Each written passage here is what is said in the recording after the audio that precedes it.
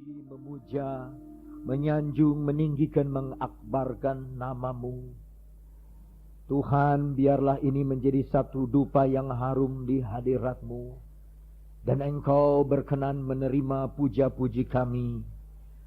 Kami juga sudah mendengar kesaksian.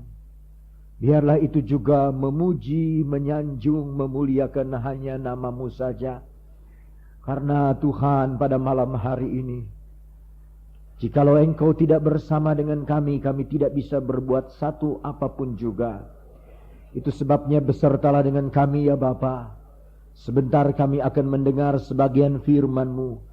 Urapi hamba-Mu, urapi semua jemaat-Mu, sehingga kami pulang sebentar ke rumah masing-masing, tidak dengan hampa, tidak dengan kosong, melainkan bersama-sama dengan firman Allah.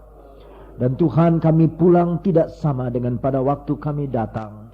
Kami imani banyak orang disembuhkan, banyak orang dikuatkan, banyak orang percaya dilahirkan baru, banyak orang bertobat, dan banyak orang dipenuhkan dengan Roh Kudus.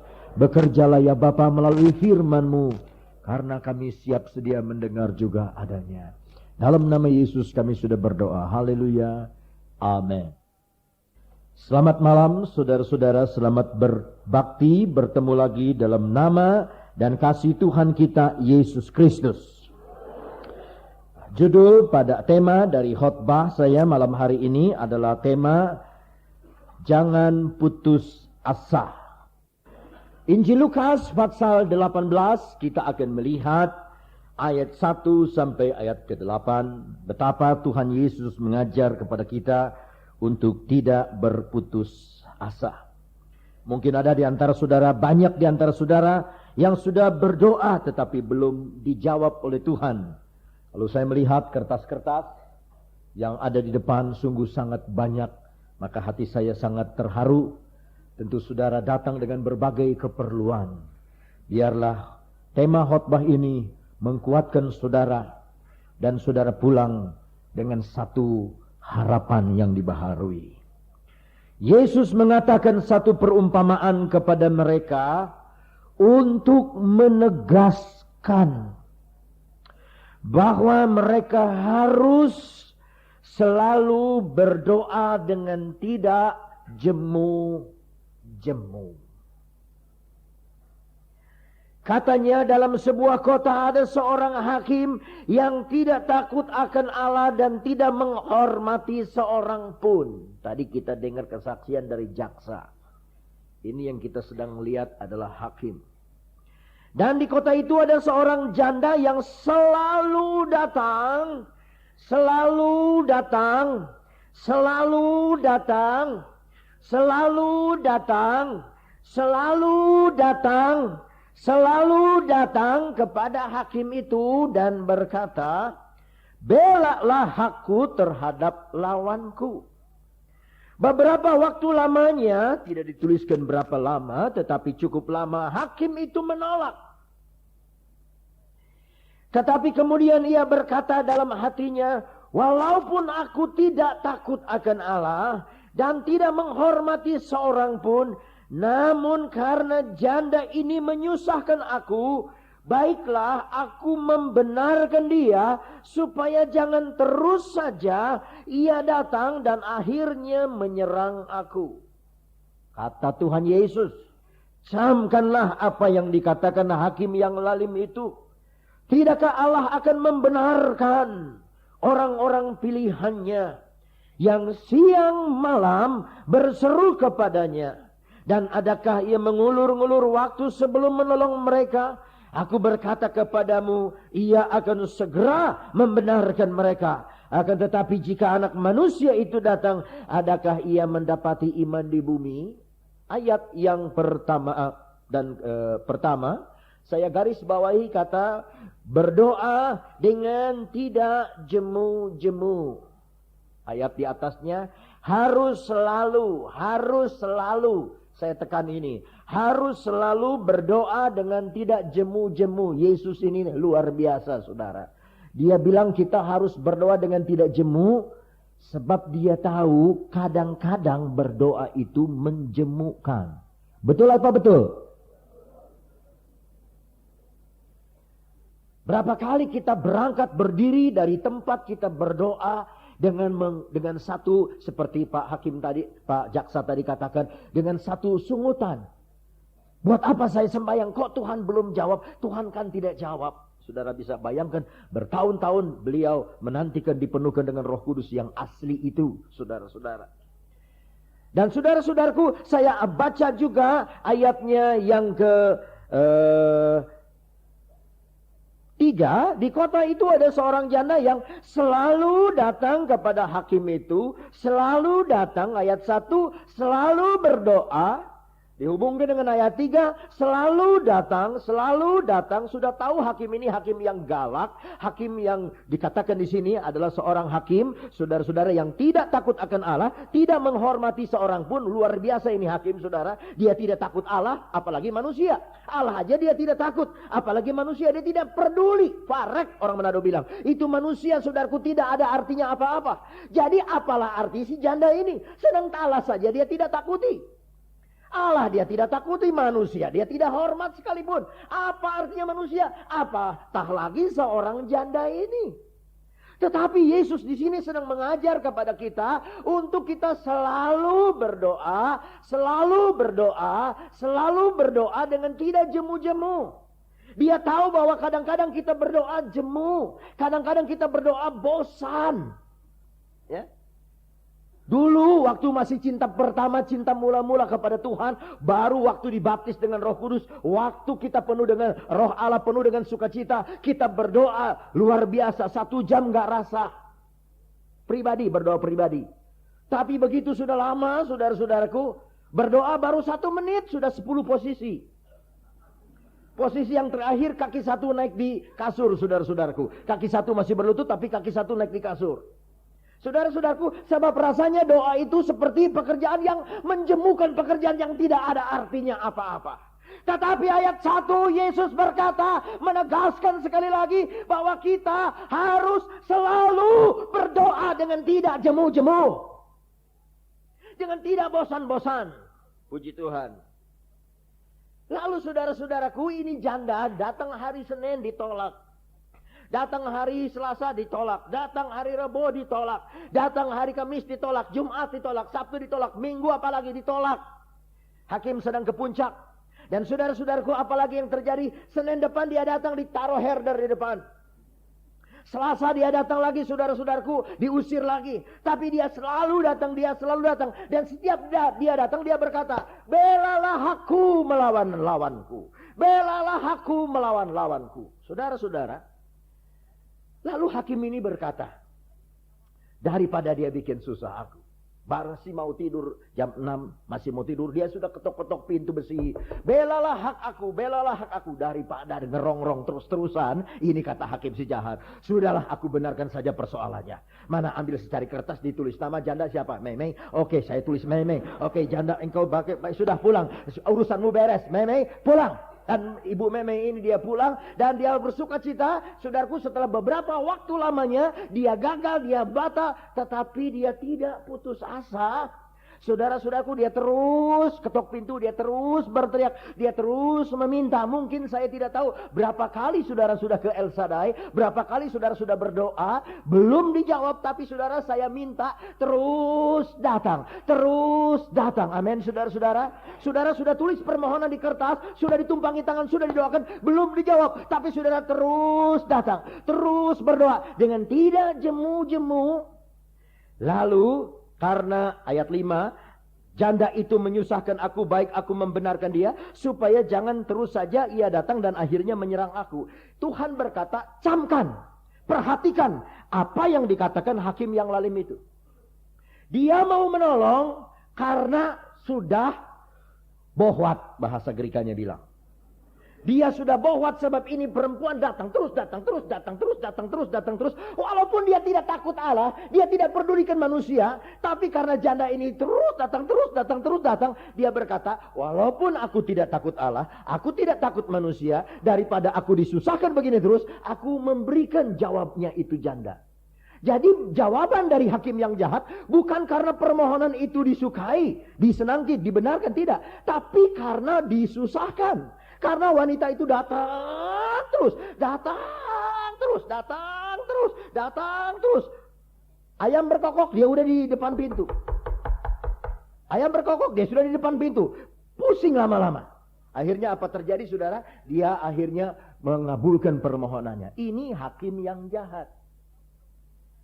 Apatah lagi Tuhan kita, Bapa kita di sorga, saudaraku, dia akan mengabulkan doa anak-anaknya yang berseru siang dan malam dengan tidak putus-putusnya. Amin, saudara-saudara. Saya katakan kepada saudara, memang kadang-kadang Tuhan itu, saudara, seperti kejam. Ya, kita akan lihat satu cerita wanita yang lain di dalam Injil Matius, pasal 15. Saya akan bacakan untuk saudara Injil Matius, pasal 15, ayat 21. Memang kadang-kadang Tuhan berbuat seperti orang kejam. Seperti hakim yang kejam itu. Dan judesnya luar biasa, ketusnya luar biasa. Tapi saudara perhatikan apa yang dilakukan wanita dari daerah Kanaan ini. Ayat 21. Lalu Yesus pergi dari situ dan menyingkir ke daerah Tirus dan Sidon. Maka datanglah seorang perempuan Kanaan dari daerah itu dan berseru, "Kasihanilah aku ya Tuhan, anak Daud, karena anakku perempuan kerasukan setan dan sangat menderita." Wanita ini datang kepada Yesus dengan berlutut, saudara-saudara. Dan dia memohon doa untuk anaknya yang sakitnya bukan sakit biasa, bukan selesma, bukan demam. Tetapi dikatakan kerasukan setan dan sangat menderita. Mungkin ada di antara saudara yang datang juga pada malam hari ini dengan kategori ini. Sangat menderita. Sangat berat. Beban saudara-saudara datang di kebaktian sangat berat. Ketika orang lain menyanyi, saudara hampir tidak bisa menyanyi. Sebab beban sangat berat. Saudara komat kamit. Mungkin sembari saudara menyanyi, air mata saudara menetes. Mengingat kesulitan itu. Tidak jauh dengan wanita ini. Dia bersimpu, berlutut dan berkata, "Tuhan kasihanilah aku, anak Daud, karena anakku perempuan kerasukan setan dan sangat menderita." Bukankah Yesus penuh dengan kasih? Bukankah Yesus penuh dengan kesabaran? Sudah terkenal Yesus itu penuh dengan belas kasihan, penuh dengan kasih sayang. Disebutkan wajahnya itu adalah lemah lembut. Dia berkata, "Aku rendah hati dan lemah lembut." Dia sendiri berkata dalam Matius pasal 11. Tetapi apa yang terjadi saudara-saudara? Ayat 23. Tetapi Yesus sama sekali tidak menjawabnya. Betapa pahitnya kalau kita berdoa sekarang, minta sesuatu, lalu Yesus tidak menjawab. Kita sudah berdoa, tapi Yesus tidak mau mendengar, tidak menjawab. Dia dengar perkataan, tapi dia tidak jawab. Saudara sudah memohon, saudara sudah berlutut, saudara sudah bersimpuh, penderitaan saudara sangat berat. Tadi siang ada satu bapak, dia dari Sumatera datang dengan pakaian yang lusuh. Dia berkata, "Saya keadaan sangat berat. Saya memerlukan uang 300.000. Sebab anak saya sedang sakit dan saya perlu untuk kontrak yang paling murah di Jakarta itu 500.000 satu tahun. Bagaimana, tolong kasih jalan keluar, tolong kasih nasihat." Saudara-saudaraku, manusia sekarang umumnya ada dalam kesulitan. Tetapi betapa sakitnya kita, betapa pedihnya kita. Kalau kita sudah berkata, "Tuhan Yesus tolong," dia tidak jawab. Buat apa saya ke persekutuan doa? Buat apa saya memuji dia? Buat apa saya menyanyi? Kalau saya meminta, saya memohon, dia tidak menjawab. Lukas 18 berkata, "Aku akan menjawab." Tapi di sini dikatakan dia tidak. Yesus sama sekali tidak menjawabnya. Lalu apa? Wanita ini lalu putus asa dan langsung patah hati, patah semangat.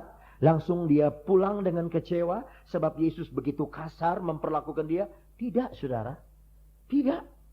Kalau kita baca sebelum itu, murid-muridnya datang dan meminta kepada Yesus, suruh ia pergi, ia mengikuti kita dengan berteriak-teriak. Jadi saudara bisa bayangkan, wanita dalam Lukas 18 dengan wanita dalam Matius 15 ini hampir sama.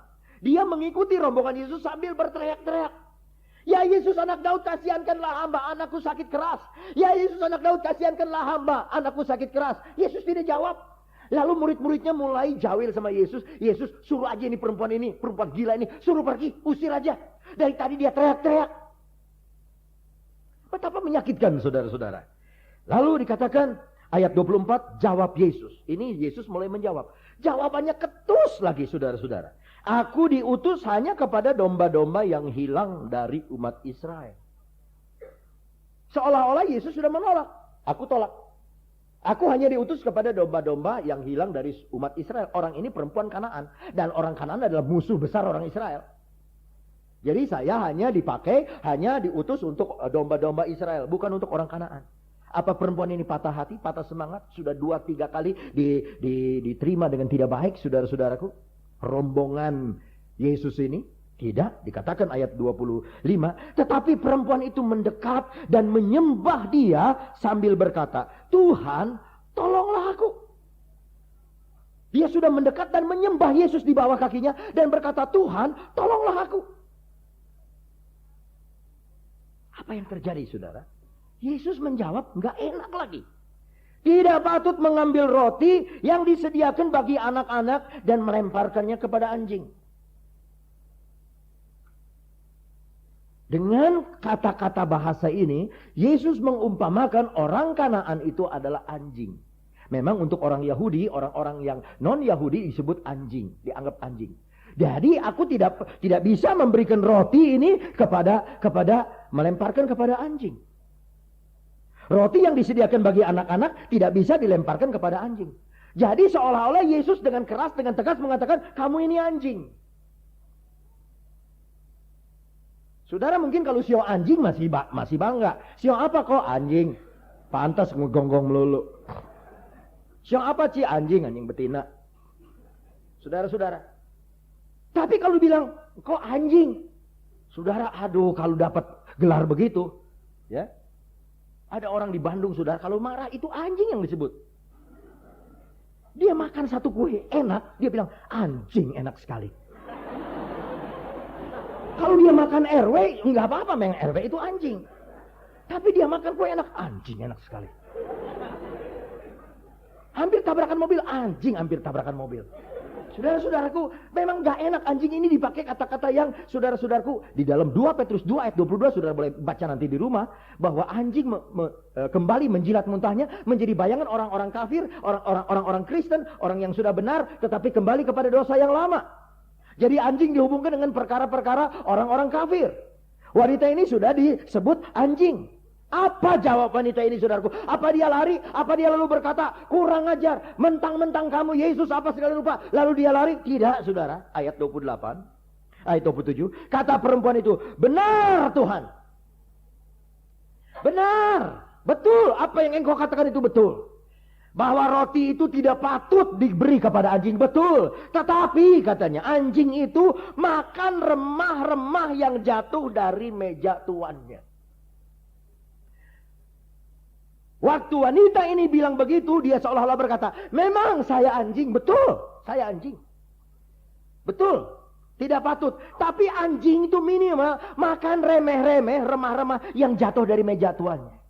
Ini yang membuat hati Yesus berubah. Maka Yesus menjawab dan berkata kepadanya, hei ibu, besar imanmu, maka jadilah kepadamu seperti yang kau kehendaki. Dan seketika itu juga anaknya sembuh.